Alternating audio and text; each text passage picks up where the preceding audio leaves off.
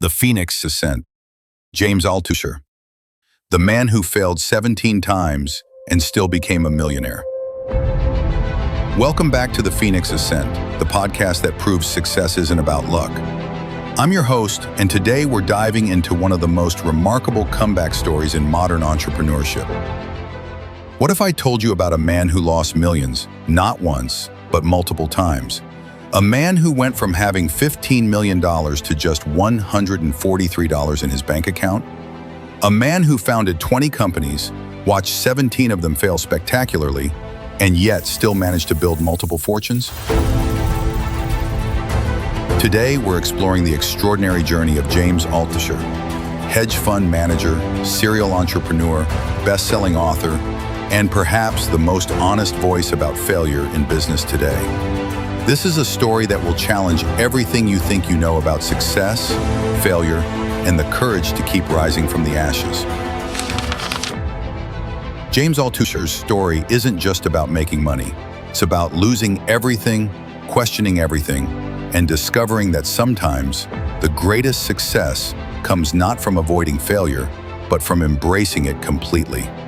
This is the story of a true Phoenix Ascent. Here is your podcast intro. Success isn't about never falling down. It's about getting back up every single time.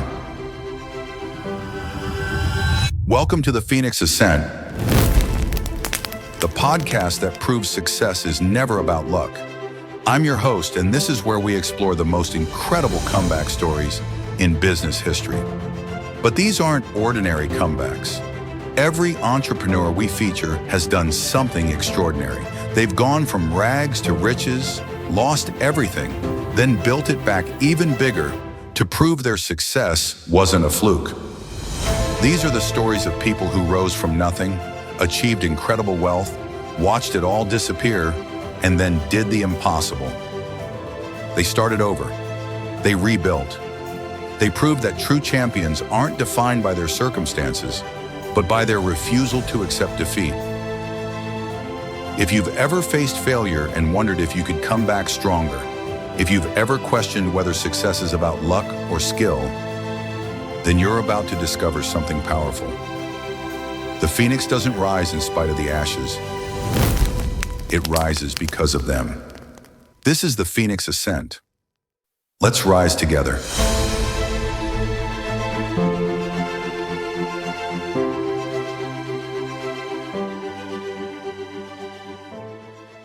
Chapter 1. The Making of a Dreamer. Our story begins in North Brunswick, New Jersey, in the late 1960s. James Altucher was born on January 22, 1968, into a middle-class Jewish family.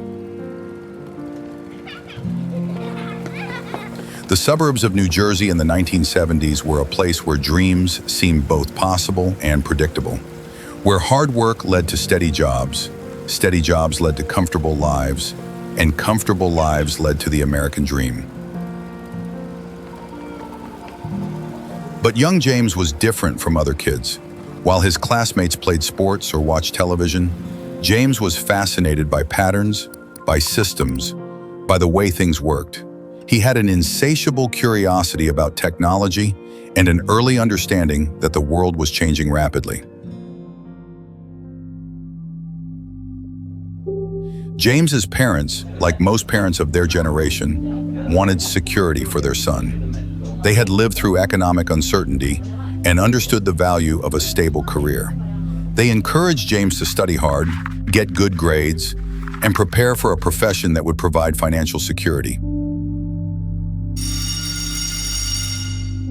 At North Brunswick Township High School, James excelled academically, but he was already thinking beyond the traditional path.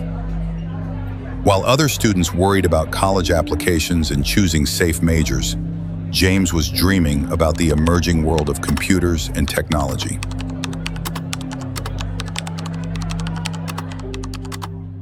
The 1980s were an exciting time to be interested in technology. Personal computers were just beginning to enter homes and schools. The internet existed, but only in research institutions and universities. Most people had never heard of email. and the idea of a worldwide web of connected computers seemed like science fiction.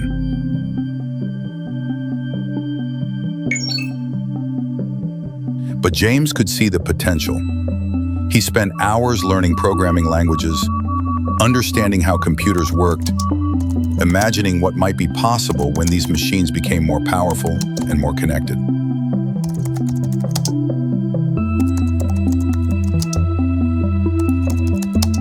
In 1985, James enrolled at Cornell University to study computer science. This wasn't just an education, it was preparation for a revolution. The personal computer was transforming from a hobbyist toy into a business necessity.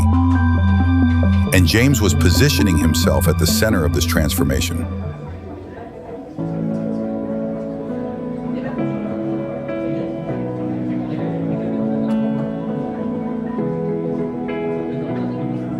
At Cornell, James wasn't just learning programming languages and algorithms.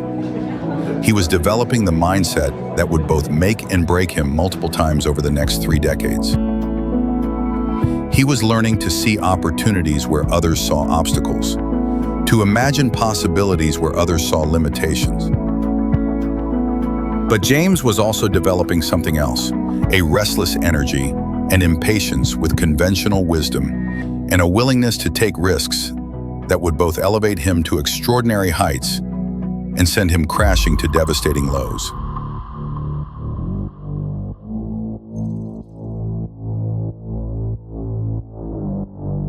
James's professors recognized his talent, but they also noticed his unconventional thinking. He wasn't content to just complete assignments. He wanted to understand why things worked the way they did, and more importantly, how they could work better.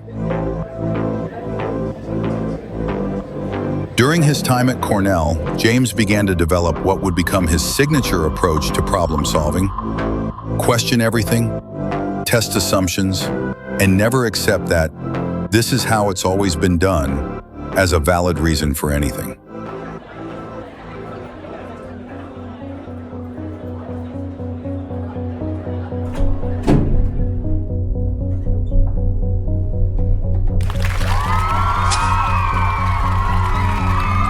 When James graduated from Cornell in 1989 with his computer science degree, he was stepping into a world of infinite possibility.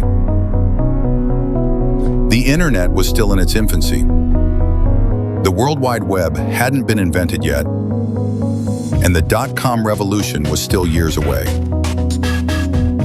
But James could sense something big was coming. His first job after graduation was in the IT department at HBO.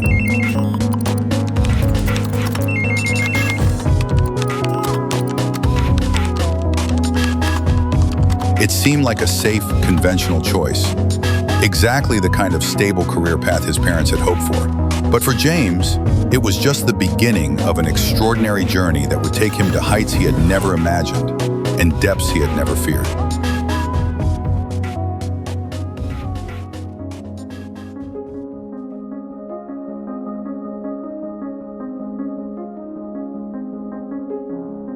At HBO, James was working at the intersection of technology and entertainment, two industries that were about to be revolutionized by the digital age. He was learning not just about computers and programming, but about content creation, audience engagement, and the business of media. But even as James was building his skills and gaining experience, he was also developing a growing sense that the real opportunities weren't in working for someone else. They were in building something of his own.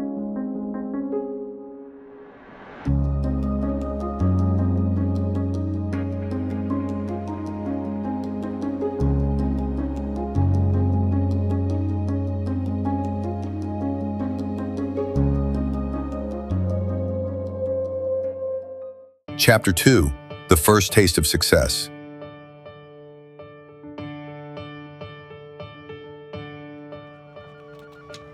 The 1990s were an extraordinary time to be young, smart, and working in technology. James Altucher found himself at HBO during the early days of the internet revolution. And everywhere he looked, he could see opportunities that others were missing.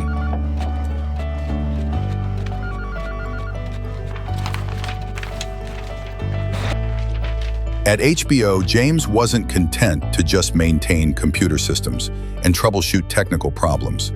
He was innovating, creating, pushing boundaries. He even hosted a web series for HBO.com called 3 AM, one of the early experiments in online content that would later become the foundation of streaming entertainment.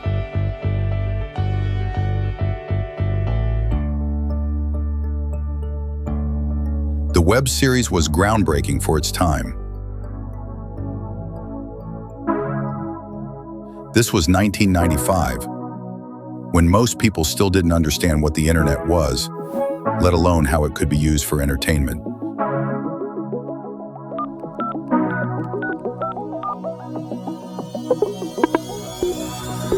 But James could see the potential for digital content to reach audiences in ways that traditional television never could.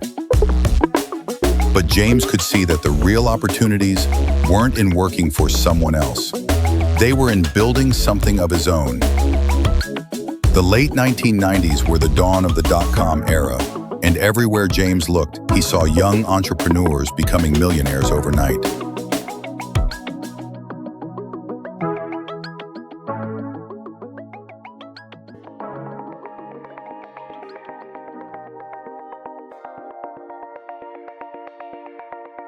The stories were intoxicating. College dropouts were starting companies in their dorm rooms and selling them for millions. 20-something programmers were becoming instant millionaires. The traditional rules of business seemed to have been suspended, and anything seemed possible.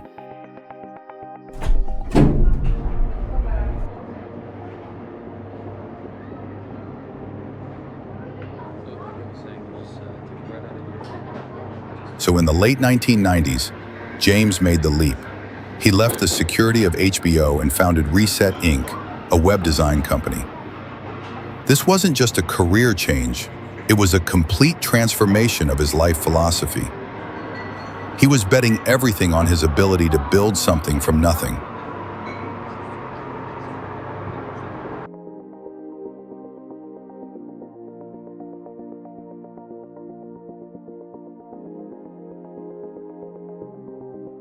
Reset Inc. was perfectly positioned for the dot-com explosion. Every company in America suddenly needed a website, and most of them had no idea how to build one.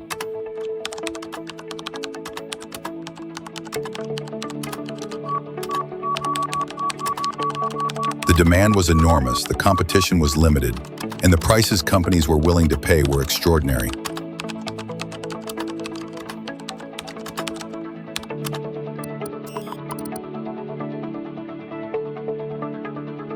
James and his small team were working 18-hour days, but they were building something real, something valuable.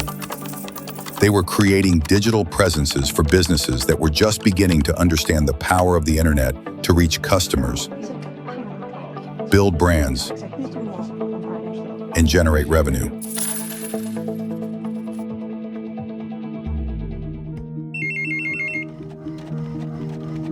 The business grew rapidly. What had started as a small web design shop was becoming a significant player in the emerging digital economy.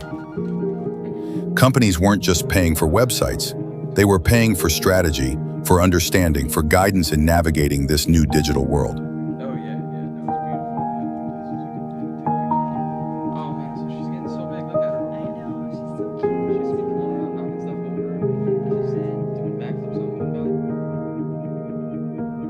James was learning valuable lessons about business, about managing people, about the difference between revenue and profit.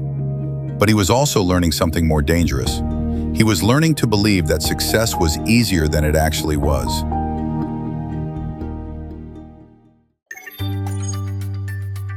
The dot-com boom created an environment where normal business rules seemed not to apply. Companies with no revenue were valued at millions of dollars. Businesses that had never made a profit were going public and making their founders wealthy beyond imagination.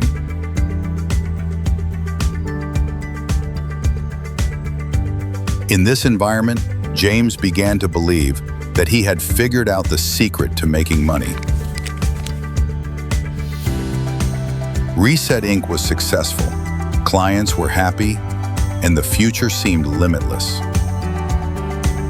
When potential buyers began expressing interest in acquiring the company, James saw an opportunity to cash in on the boom.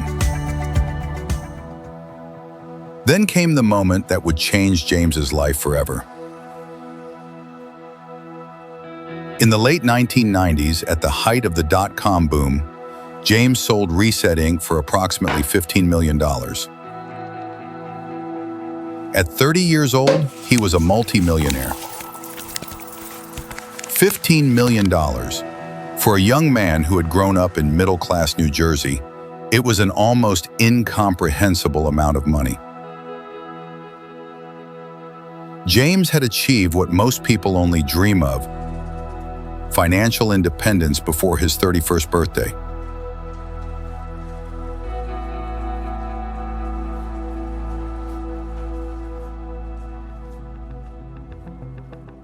But success, James was about to learn, can be just as dangerous as failure.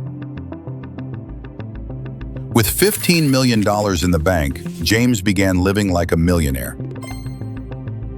Expensive restaurants became routine. Luxury purchases seemed reasonable. High-end investments appeared to be smart moves.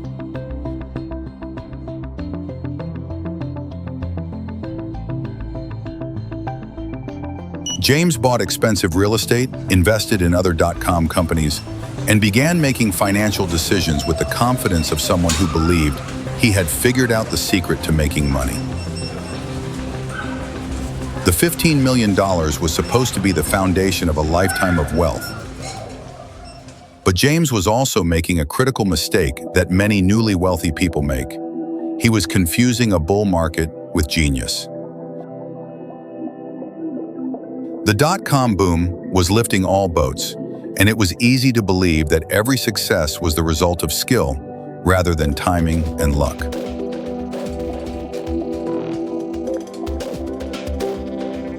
James was investing in companies he didn't fully understand, in markets he hadn't thoroughly researched, with money he couldn't afford to lose. But in the euphoria of the dot-com boom, these seemed like smart, aggressive moves rather than dangerous gambles.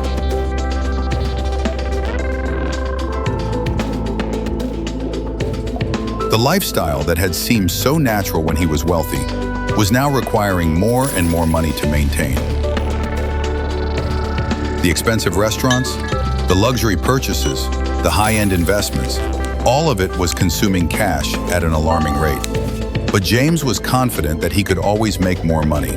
After all, he had built one successful company, surely he could build another. The $15 million was just the beginning of what he was sure would be a lifetime of financial success.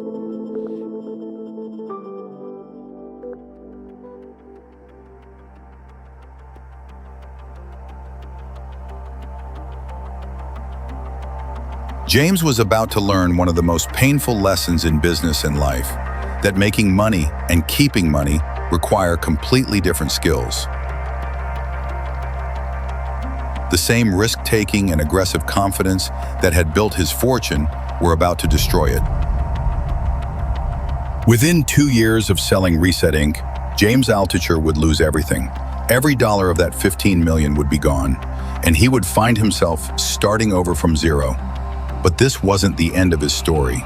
It was just the beginning of his education in the true nature of success and failure.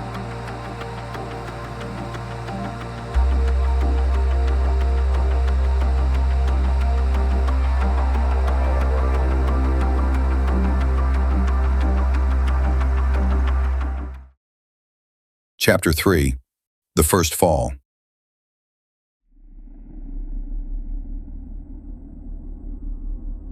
"2 years. That's all it took for James Altucher to go from $15 million to nearly broke. 2 years to learn that making money and keeping money are entirely different skills.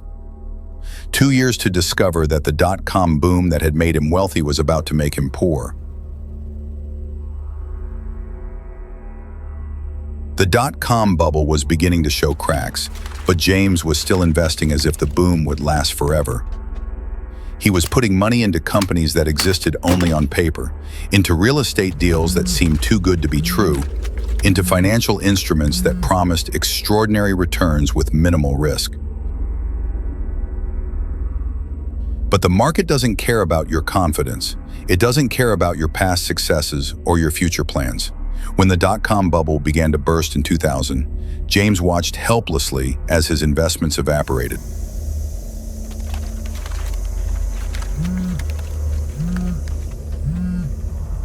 The companies he had invested in were going bankrupt. The real estate deals were falling through. The financial instruments he didn't fully understand were worthless. James was experiencing something he had never imagined possible: the complete destruction of his wealth.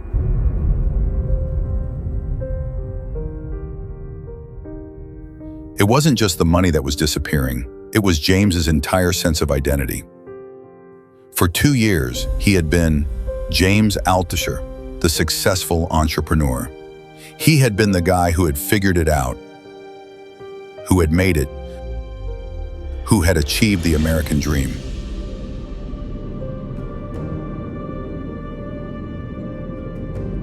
Now he was just James Altucher, the guy who had blown $15 million. The guy who had been given every advantage and had squandered it all. The guy who had confused luck with skill and paid the ultimate price.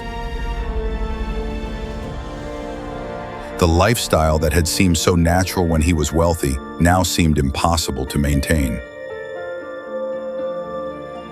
The expensive restaurants, the luxury purchases, the high-end investments, all of it had to stop. James was forced to confront a reality he had never considered. He was broke.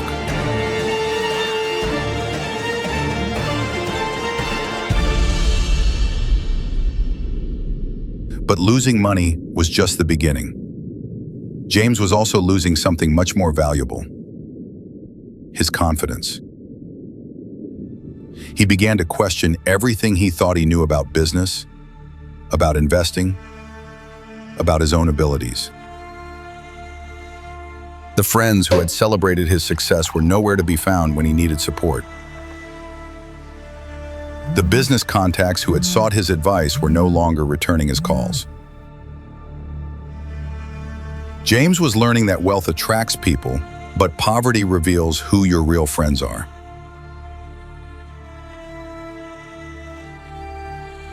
But in that darkness, something important was happening.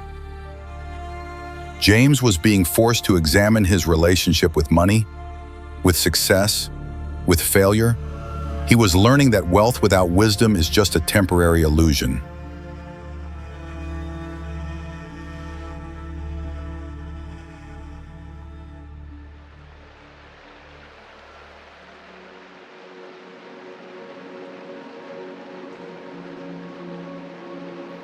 James began to understand that his first success had been built on luck and timing as much as skill. He had been in the right place at the right time with the right product, but he hadn't understood the deeper principles of building and maintaining wealth. The dot-com boom had created an environment where normal business rules didn't apply, where companies with no revenue were valued at millions of dollars, where it was easy to confuse a bull market with genius. James had been swept up in that euphoria, and now he was paying the price.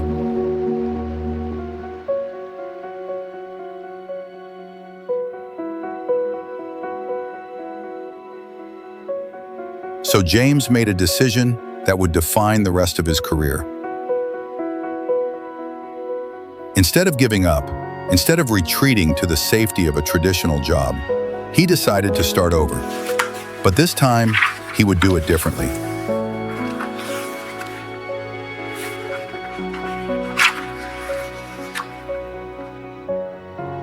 James began studying everything he could about finance, about investing, about the psychology of money.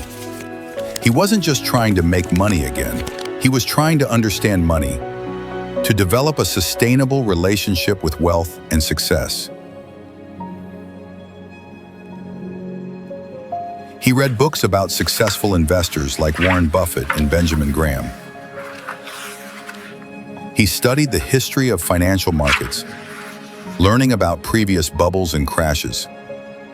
He began to understand that what had happened to him wasn't unique. It was part of a pattern that had repeated throughout history. James also began to examine his own psychology, his own relationship with risk and reward. He realized that he had been making emotional decisions with his money, driven by greed and fear rather than logic and analysis.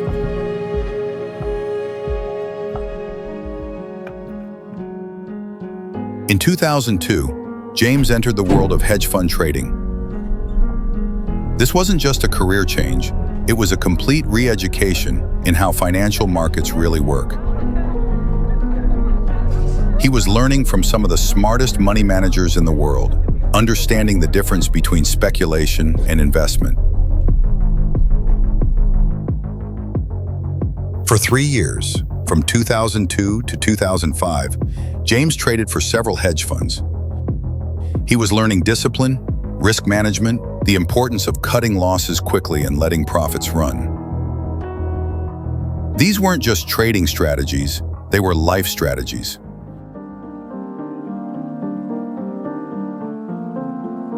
James was also learning humility. The hedge fund world was full of brilliant people who had made and lost fortunes multiple times. He began to understand that success in finance wasn't about being right all the time. It was about being right more often than you were wrong and managing your losses when you were wrong.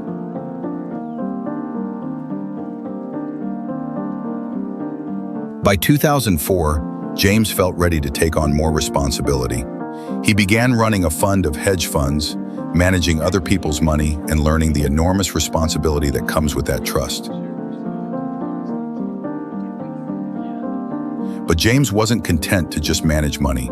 His entrepreneurial instincts were still strong, and he could see opportunities in the emerging world of social media and online communities. In 2006, James founded StockPickr, a financial social network that allowed investors to share ideas and track each other's performance. It was innovative, useful, and perfectly timed for the social media revolution that was just beginning.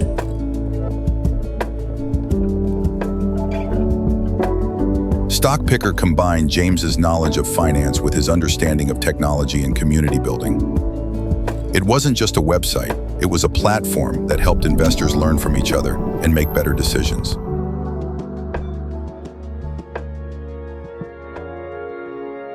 The platform grew rapidly, attracting thousands of users who were eager to share investment ideas and learn from successful investors. James had created something valuable, something that solved a real problem for real people.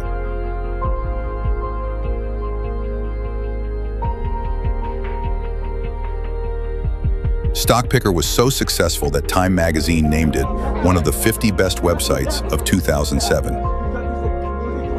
James had done something remarkable. He had not only recovered from his devastating loss, but he had built something even better. In 2007, James sold StockPickr for $10 million. He was back. Not quite to the $15 million he had lost, but close enough to prove that his first success hadn't been just luck.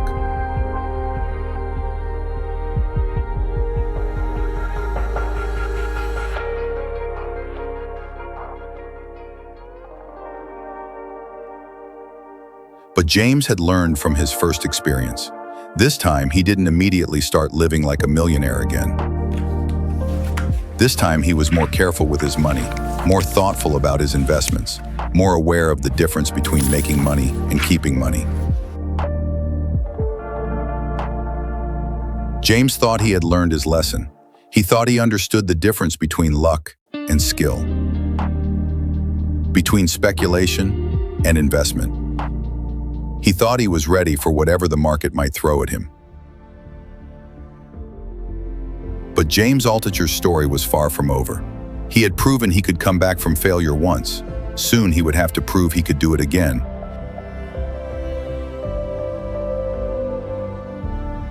Because in 2008, the entire global financial system was about to collapse, and James was about to lose everything again.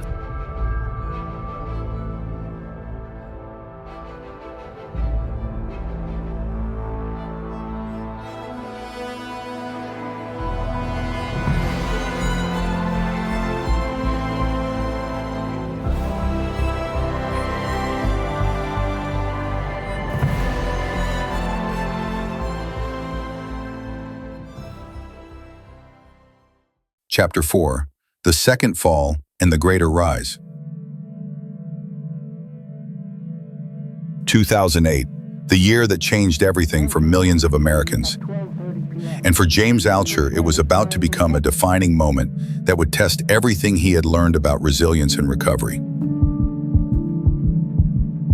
The subprime mortgage crisis was spreading like wildfire through the global financial system. Lehman Brothers collapsed. Bear Stearns was sold for pennies on the dollar.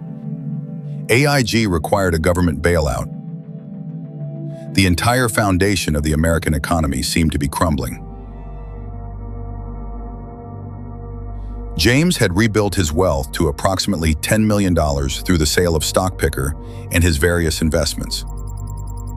But much of that wealth was tied up in real estate, the very asset class that was at the center of the crisis.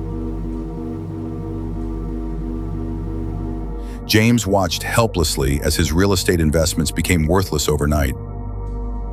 Properties he had bought for millions were suddenly worth hundreds of thousands, or in some cases, nothing at all. The equity he had built up over years was evaporating in weeks.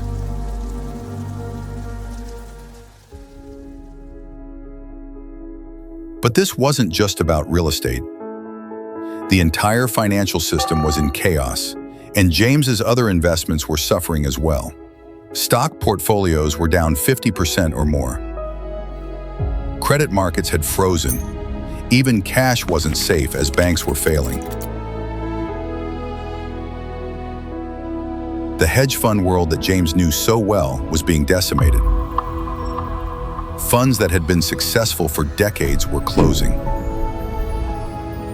Managers who had been considered geniuses were being revealed as frauds.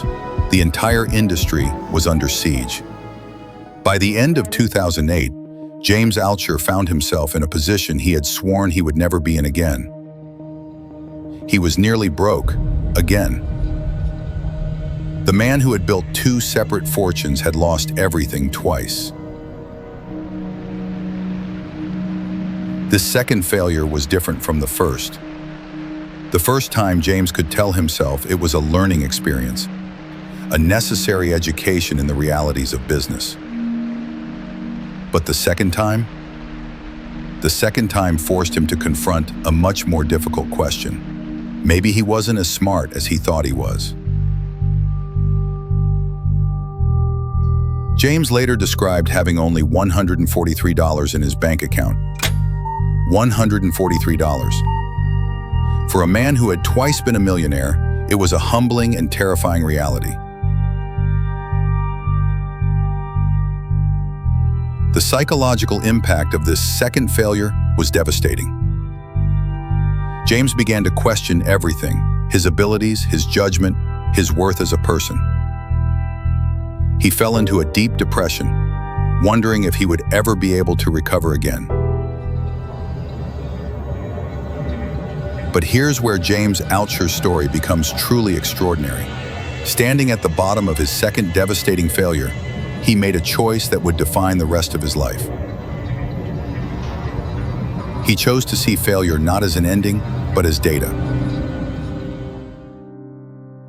James began to develop what would become his signature philosophy: that failure isn't the opposite of success, it's a necessary component of success. That the goal isn't to avoid failure, but to fail better, to learn faster, to recover stronger.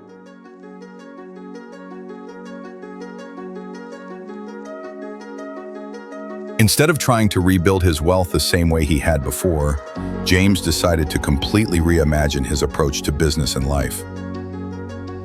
He began writing about his failures, sharing his mistakes, being brutally honest about the realities of entrepreneurship. James started a blog where he wrote about everything: his failures, his successes, his philosophy, his daily practices. He wasn't trying to present himself as a guru or an expert. He was presenting himself as a fellow traveler on the difficult journey of building a meaningful life.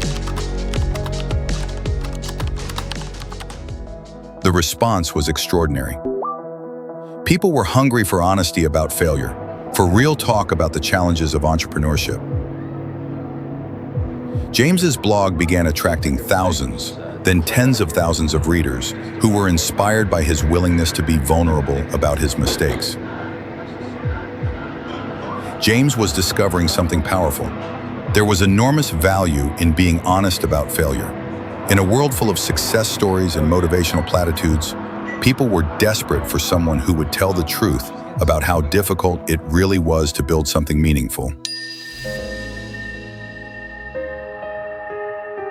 But James wasn't just writing about failure, he was also developing practical strategies for recovery.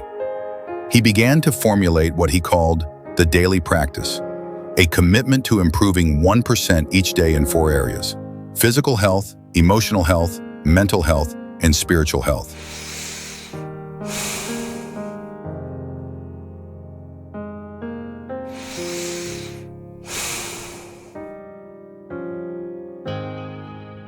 Physical health meant taking care of his body through exercise, proper nutrition, and adequate sleep. James had learned that financial stress often manifested as physical stress, and that maintaining physical health was essential for making good decisions.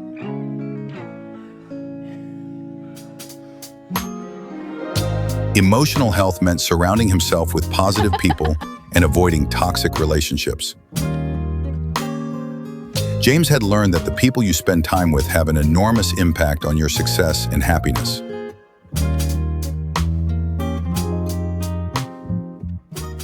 Mental health meant continuously learning, reading, and challenging himself intellectually. James read voraciously, wrote daily, and constantly sought out new ideas and perspectives. Spiritual health meant having a sense of purpose beyond just making money. For James, this meant helping others through his writing and speaking, contributing to causes he believed in, and maintaining a sense of gratitude for what he had.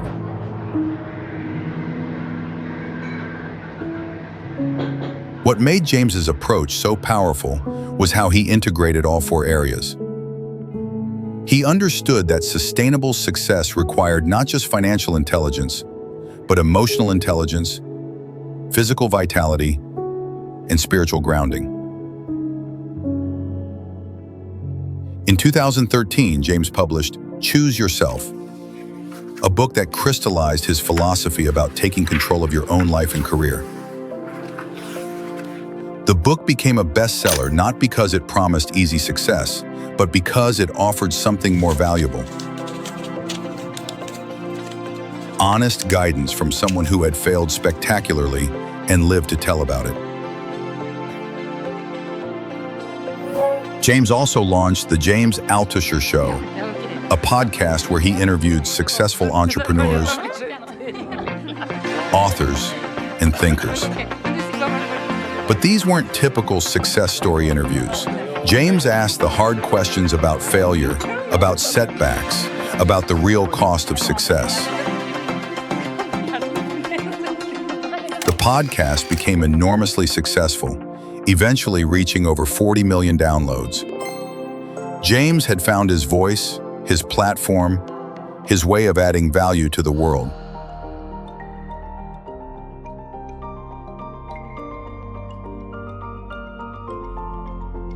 But James wasn't just building a media empire, he was also making one of the smartest investment decisions of his career. He became a seed investor in a company called Buddy Media, a social media management platform that was perfectly positioned for the explosion in social media marketing. In 2012, Buddy Media was sold to Salesforce.com for $745 million. James's early investment returned millions, proving once again that he could identify and capitalize on emerging opportunities.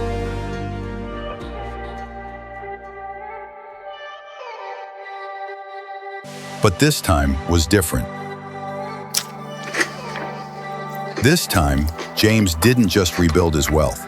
He rebuilt his entire relationship with wealth. He developed a minimalist philosophy, famously owning only 15 possessions, having learned that the pursuit of material wealth for its own sake was a trap that had contributed to his earlier failures. James began teaching that success isn't about avoiding failure. It's about developing the resilience to recover from failure quickly and completely. It's about building systems and practices that can sustain you through both good times and bad. Through his writing, speaking, and podcasting, James was influencing millions of people around the world. He was showing them that it's possible to recover from devastating failure. That success isn't about avoiding mistakes, but about learning from them quickly and completely. James had transformed himself from someone who was afraid of failure into someone who embraced failure as a teacher. He had learned that every setback could become a setup for a comeback, that every failure could become the foundation for future success.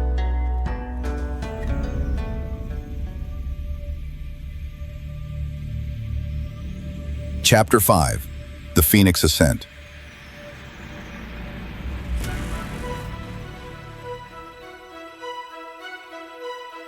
By 2015, James Altucher had achieved something remarkable. He had not only recovered from 2 devastating financial failures, but he had built something more valuable than money. He had built wisdom, influence, and a sustainable approach to success that could weather any storm. James was now a successful author with multiple best-selling books. His podcast was reaching millions of people around the world. He was a sought-after speaker and consultant. But most importantly, he had developed a philosophy and practice that could sustain him through both success and failure.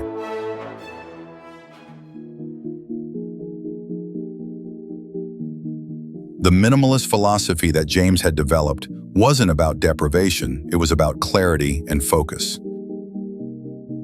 By owning only 15 possessions, James had freed himself from the burden of managing and maintaining material wealth.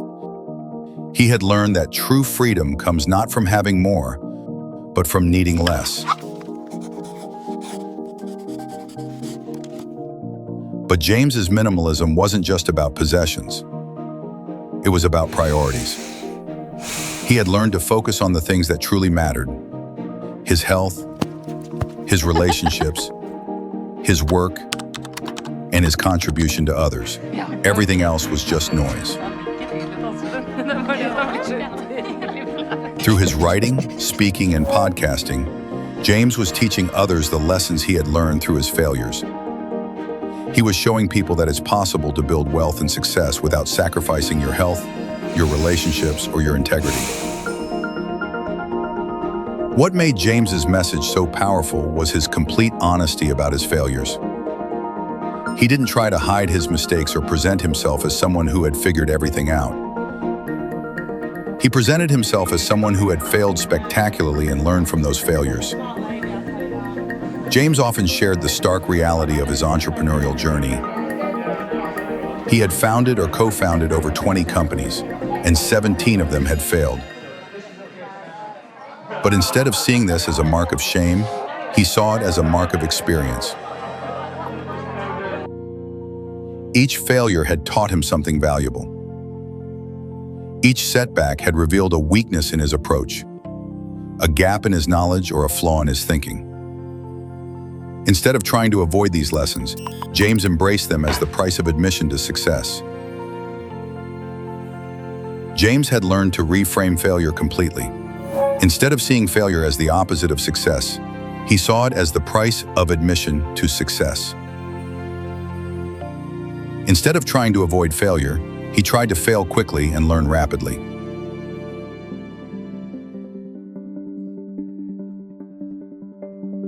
This philosophy extended to every area of his life. In his investments, James learned to make small bets and cut his losses quickly. In his business ventures, he learned to test ideas rapidly and pivot when necessary. In his personal life, he learned to surround himself with people who supported his growth rather than his ego. Central to James's philosophy was what he called the daily practice. A commitment to improving 1% each day in 4 areas: physical health, emotional health, mental health, and spiritual health.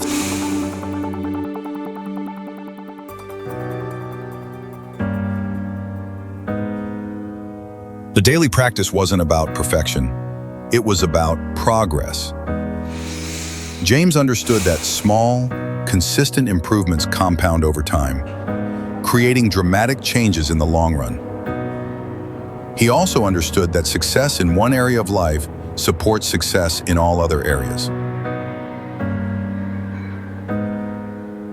Physical health meant taking care of his body through exercise, proper nutrition, and adequate sleep. James had learned that financial stress often manifested as physical stress, and that maintaining physical health was essential for making good decisions under pressure.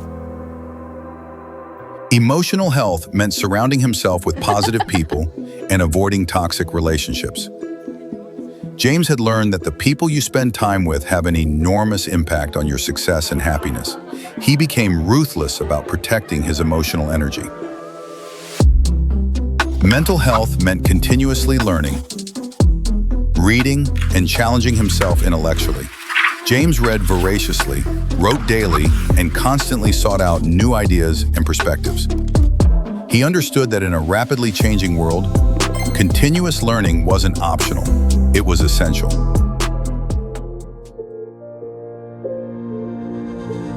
Spiritual health meant having a sense of purpose beyond just making money.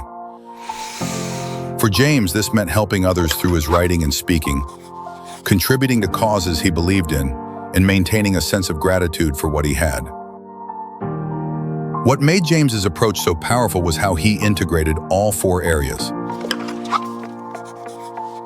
He understood that sustainable success required not just financial intelligence, but emotional intelligence, physical vitality, and spiritual grounding. James's influence continued to grow. His books were translated into multiple languages. His podcast attracted guests from around the world. His speaking engagements took him to conferences and universities across the globe.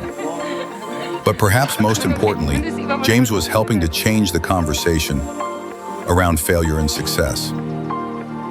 He was showing people that failure isn't something to be ashamed of, it's something to be learned from. He was demonstrating that success isn't about avoiding mistakes, it's about recovering from them quickly and completely.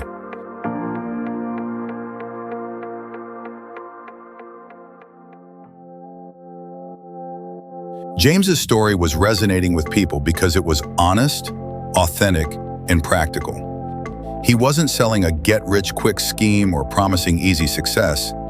He was offering something much more valuable: a sustainable approach to building wealth, health, and happiness. Today, James Altucher is a multimillionaire again. But this time his wealth is built on a foundation of wisdom rather than just luck and timing. He has multiple income streams, a diversified portfolio, and most importantly, the knowledge and skills to rebuild if necessary. James continues to write, speak, and invest. He continues to practice his daily disciplines and to share his insights with others. But most importantly, he continues to embrace failure as a teacher rather than fear it as an enemy. James Altucher's story is the perfect embodiment of the Phoenix Ascent. He has risen from the ashes not once but multiple times. Each time he has fallen, he has risen stronger, wiser, and more capable than before.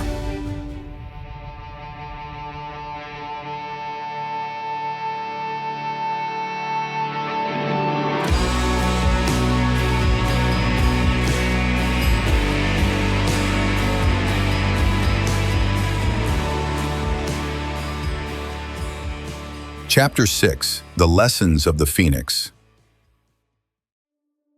James Altucher's story teaches us something profound about the nature of success and failure. It shows us that the goal isn't to avoid failure.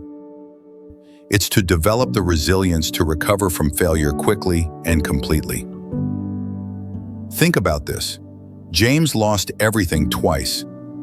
Twice. From $15 million to broke, then from $10 million to $143 in his bank account.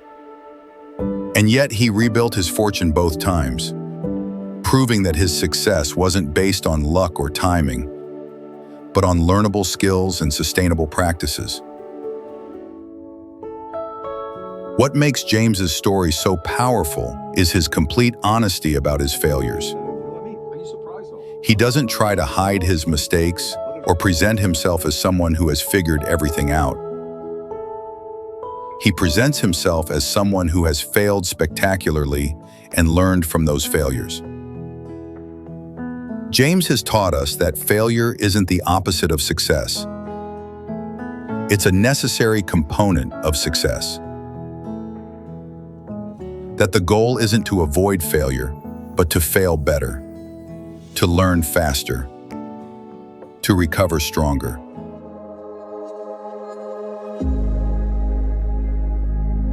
Remember, James founded or co-founded over 20 companies. 17 of them failed. 17. But instead of seeing this as a mark of shame, he sees it as a mark of experience. Each failure taught him something valuable that contributed to his eventual success. Central to James's approach is his daily practice, the commitment to improving 1% each day in physical health, emotional health, mental health, and spiritual health. This isn't just about business success, it's about building a life that can sustain both success and failure.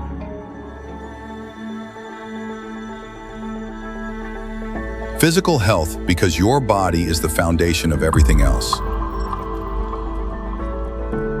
Emotional health, because the people you surround yourself with determine your trajectory. Mental health, because continuous learning is essential in a rapidly changing world. And spiritual health, because you need a purpose beyond just making money.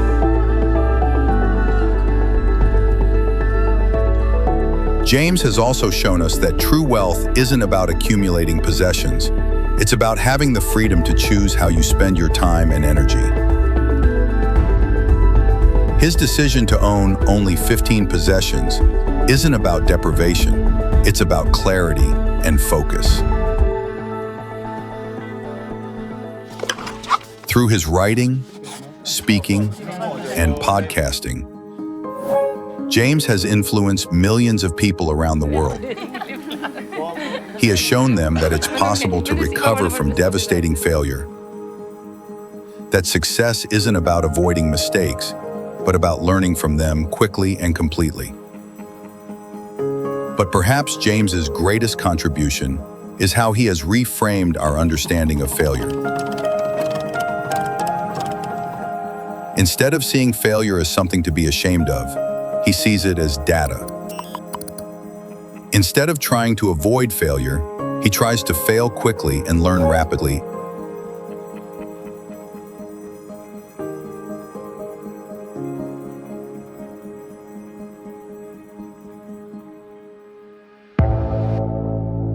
This philosophy has practical applications in every area of life.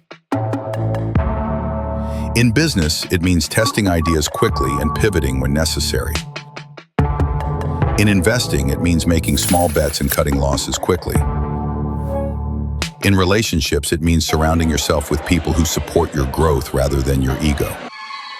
What makes James's approach so powerful is how he integrates all aspects of life: physical, emotional, mental, and spiritual health. He understands that sustainable success requires not just financial intelligence, but emotional intelligence, physical vitality, and spiritual grounding.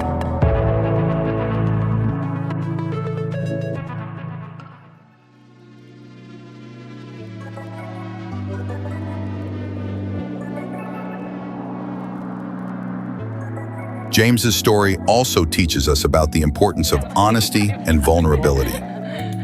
In a world full of success stories and motivational platitudes, people are hungry for someone who will tell the truth about how difficult it really is to build something meaningful.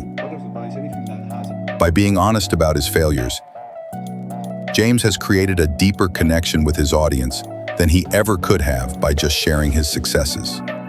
People trust him because he's been where they are, at the bottom, wondering if they'll ever recover. Today, James continues to write, speak, and invest. He continues to practice his daily disciplines and to share his insights with others. But most importantly, he continues to embrace failure as a teacher rather than fear it as an enemy. James Altucher's story is the perfect embodiment of the Phoenix Ascent. He has risen from the ashes not once, but multiple times. Each time he has fallen, he has risen stronger, wiser, and more capable than before. His story proves our central thesis. Success isn't about luck. It's about developing the skills, practices, and mindset that allow you to recover from failure and build sustainable wealth and happiness. If James Altucher can lose everything twice and still rebuild his fortune, what's possible for you? What failures in your own life might actually be the foundation for your greatest success? James's story challenges us to reframe our relationship with failure, to develop our own daily practices, and to build lives that can sustain both success and setbacks.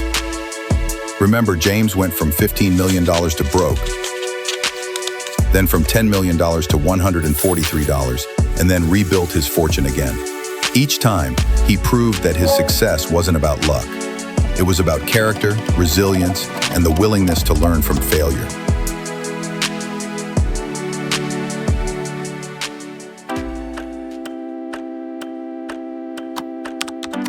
James Altucher has shown us that the Phoenix Ascent isn't just a metaphor. It's a way of life. It's the understanding that every ending is also a beginning, that every failure contains the seeds of future success, and that true champions are defined not by how they handle success, but by how they handle failure.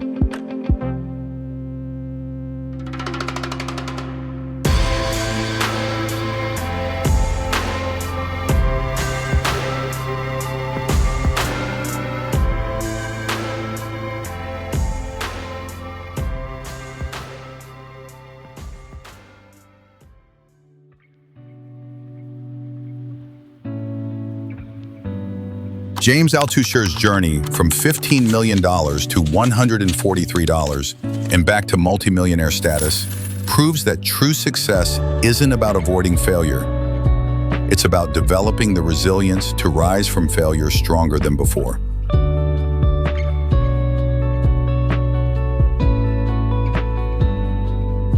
His story shows us that every setback can become a setup for a comeback, that every failure can become the foundation for future success, and that the Phoenix Ascent isn't just possible, it's inevitable for those who refuse to stay down.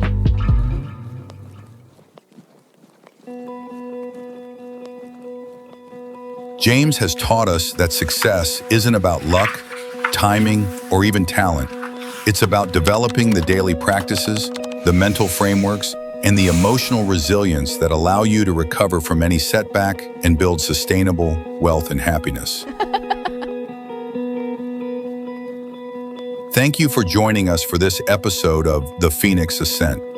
If James's story has inspired you, please subscribe to our podcast, share this episode with someone who needs to hear it, and visit our website at thephoenixascent.com for more incredible comeback stories. Next time on The Phoenix Ascent, we'll explore another incredible story of rising from the ashes to prove that success isn't about luck.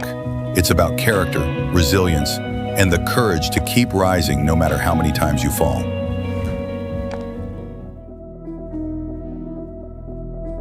Remember, James Altucher lost everything twice and still became successful again. If he can do it, so can you.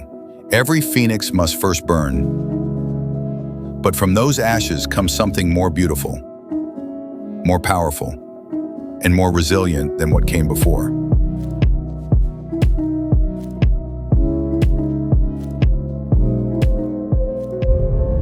You've just heard another story of failure, grit, and the rise that followed. Because here at the Phoenix Ascent, we don't just admire success, we dissect the fall that made it possible. Remember, every setback is a setup, every loss a lesson, and every flameout a chance to rise again. So if you're facing your own ashes, remember, you're not alone. Be sure to subscribe so you don't miss a single episode. While you are at it, if you like the show, leave us a 5-star review. That really helps spread the word. Join our mailing list if you want to be notified when the next story is ready for you. This has been the Phoenix Ascent. Until next time, keep rising.